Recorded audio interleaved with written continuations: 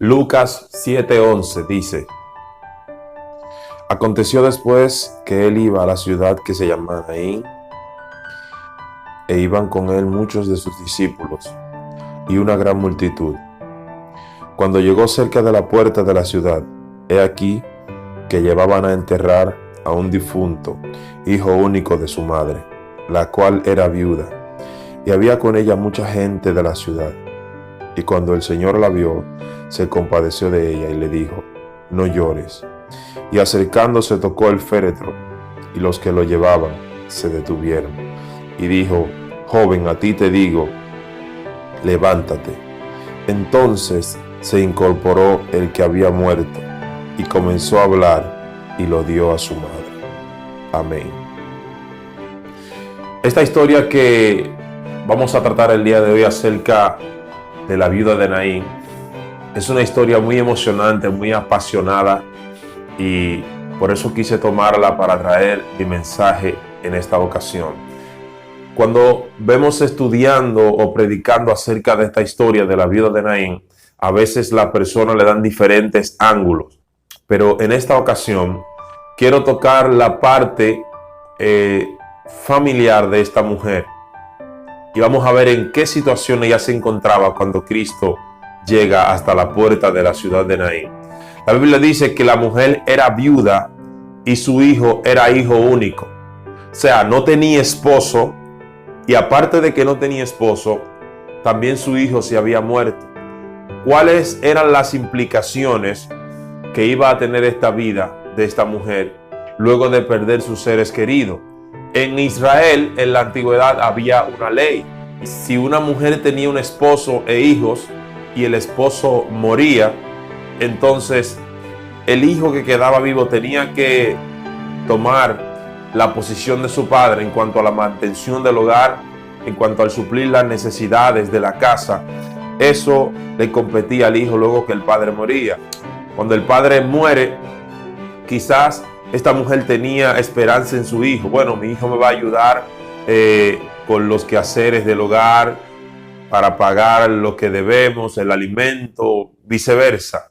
Pero donde leímos aquí, dice en el versículo 12, cuando llegó cerca de la puerta de la ciudad, he aquí que llevaban a enterrar a un difunto, hijo único de su madre, la cual era viuda, y había con ella mucha gente. O sea, ahora esta mujer se encuentra en una situación muy difícil, porque su esposo ya hacía tiempo que estaba muerto, ahora su hijo también está muerto.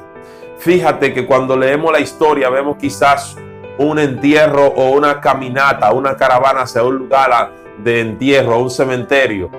Pero aquí tenemos que detenernos para analizar varias cosas. Primero, en ese féretro no solamente había un joven allí muerto, sino que habían sueños que se habían muerto, esperanzas que ya habían cesado. Imagínate que esta mujer hubiese tenido sueños de que su hijo le comprara una casa o que le comprara algo que ella necesitaba en el futuro. Su hijo era la esperanza de ella. Ahora su hijo yace muerto en un ataúd. Imagínate también que este muchacho hubiese tenido novia y se iban a casar, y ya hubiesen tenido todos sus utensilios del hogar preparados, solamente esperando el día de la boda. Ahora él se muere, también a su novia se le mueren las esperanzas, se van con él a la tumba. Ya hay llanto, hay tristeza en la casa porque el hijo se murió. Ya las últimas esperanzas se terminaron, ya se agotó el rayo de luz que había en la vida de esta mujer.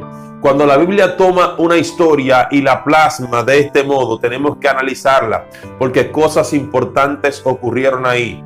Ahora bien, en medio de la situación que estaba viviendo esta viuda, la viuda de Naín, me llama mucho la atención que hay una caravana que va a hacer el entierro de este joven, pero hay otro grupo que viene caminando con Jesús. Un grupo representa la muerte y otro representa la vida. Cuando Cristo llega a la puerta de la ciudad de Naín, fíjate que no dejó que salieran de la puerta tan siquiera, sino que en la puerta él detuvo aquella caravana, y lo primero que establece sobre la vida de la mujer es: no llores. Pero este no llores no viene con un consuelo como el de los vecinos de la mujer, que le dicen no llores, pero no tienen la capacidad de sosegar el llanto y el sufrimiento de esta mujer. Porque hay personas que tal vez se van a acercar a ti, pero no tendrán la solución para el problema que tú estás llevando, para la situación que tú estás pasando. Cuando Cristo le dice no temas o no llores, mejor bien, es porque Él también trae una solución a su problema. Dice que Él mandó a detener el féretro, y cuando lo detiene, dice que le dice al niño, a ti te digo, al joven, levántate. Y el joven se incorporó. Hubo un impacto sobrenatural en aquella ciudad al ver cómo Jesús resucita a un muchacho que aparentemente en minutos iba a ser enterrado. Y yo puedo establecer ahora sobre la vida de alguien que me puede escuchar a través de las redes, que quizás le quedan minutos para enterrar algo de su vida, le quedan minutos para que su historia acabe, pero sin embargo Dios tiene la capacidad y hay un poder sobrenatural en Jesús para detener cualquier minuto que vayan contrario a tu vida. Cualquier pronóstico que en el futuro va a afectar tu vida, Él puede detenerlo, porque Él tiene una autoridad tan poderosa que con solo una palabra tu historia puede cambiar. Él le dijo al niño, levántate, le dijo al joven, levántate. Estaba muerto y volvió a resucitar. No solamente resucitó el niño, sino que la esperanza de esta madre volvió a resurgir. La esperanza de su familia volvió a resurgir.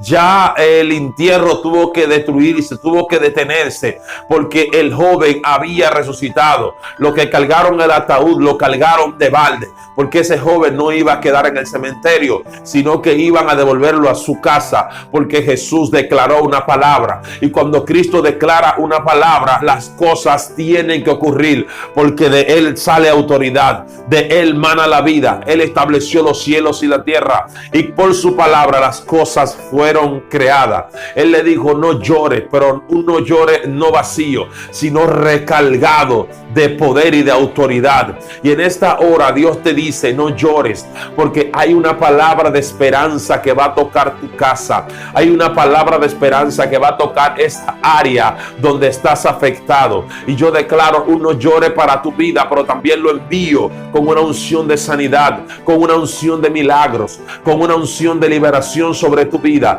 El no llore de Jesús es por encima de cualquier consolación humana. Dice la Biblia que Él nos consuela con toda consolación y que su paz sobrepasa todo entendimiento. Cuando es Dios que toma las riendas del asunto, ocurre lo que ocurrió aquí. Dice, acercándose, tocó el féretro y los que lo llevaban se detuvieron. Es algo importante ver esta parte aquí. Dice que los que los llevaban se detuvieron. Cuando Cristo se pone en medio, todo lo que te va a llevar al cementerio tiene que detenerse. Todo lo que va a destruir tu familia tiene que detenerse. Cristo se puso en medio. Los que lo llevaban al cementerio tuvieron que detenerse. Los que iban a llevar a enterrar al joven tuvieron que detenerse, porque Cristo se metió en medio. Hay personas que Cristo se va a meter en medio de su problema, y lo que lo quiere llevar al cementerio tendrá que detenerse, pararse en seco, porque el Hijo de Dios es quien está dando la orden, deténgase. Y tuvieron que detenerse, no pudieron seguir caminando, porque la autoridad del cielo declaró que se detenga, y tuvieron que detenerse. Dice, y los que lo llevaban se detuvieron, y dijo, joven, a ti te digo, levántate. Y el joven se incorporó